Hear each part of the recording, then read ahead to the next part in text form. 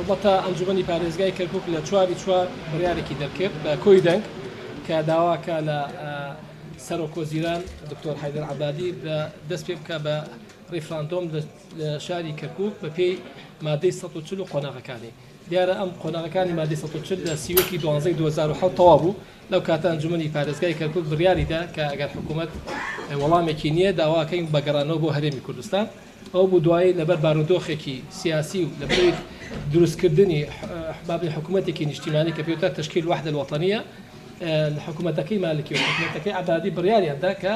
ئەو کێشانە چارەسەرکەن کە لە بینی حکوومەتی هەرێم و حکوومەتی اتحادی هەیە کە پێ ئەوان پێوترێت المناطق المتنازع عليها. دیارە دکتۆر عەبادی خۆشی شخصیان لە تشکیلی حکوومەتەکەی خۆی لە بەرگەی هەژدەیە لە مدەی 1 ساڵە بڕیاری دابوو کە ئەو کێشانە یەکلاکاتەوە. بەڵام بەداخەوە دوای ئەوەی کە ئێمە لە سیوەکی 12 لەبەر هەر هۆکارێک بێ لەبەری کە وەزعی عێراق لە بارودۆخێکی تایبەتی بوو بە چاوکردنی و بارودۆخە لەیانی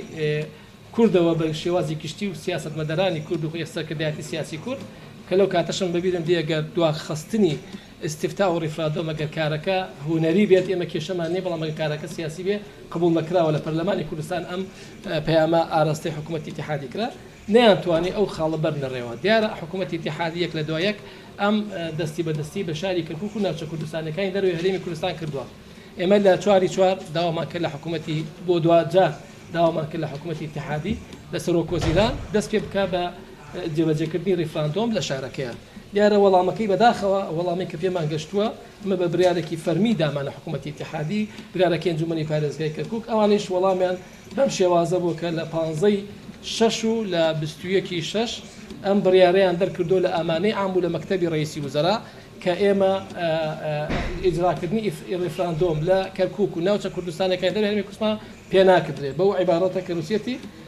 ثم يتعذر المباشرة بالاستفتاء يعني منات وين استفتاء بكين زاد بل أو أجا حكومتك لا أركي سركي لما دي صوت تشلا هذيك سلطة تنفيذي بكات اللي منات وانا إما ناتشار بينكو حكومتي كركوك وكو أنجمني بارزجاي كركوك وكو إداري كركوك داوال جهاتي تركين كالين حكومتي اتحادي استخوي اعترافك بنبر ياري اللي منات وانا بكم اللي إجراء استفتاء بينا كدري وقناغ كان استفتائش كأبوايق مرحلة كمي آساي كرنو تطبيع أبوايق قناغي دوم إحصاء أبوايا سرجميري أبوايا بداخل هدو كيلي بما نكره اللي إما أمانة صلاتي صلاحياتي سلطية اتحادية نكره جاء من نازم كتابي خوي بلي نكره وناكريتو بما ناكريت إما شو تشاورواني كي حكومتي بكين كنتواني الدستور جبجكا أخي قلابيش كانت سر ماديكي زور جرينج كبشك يجبول الدروس كدني حكومتي اتحادي تشيل زماني مالكي تشيل زماني عبادية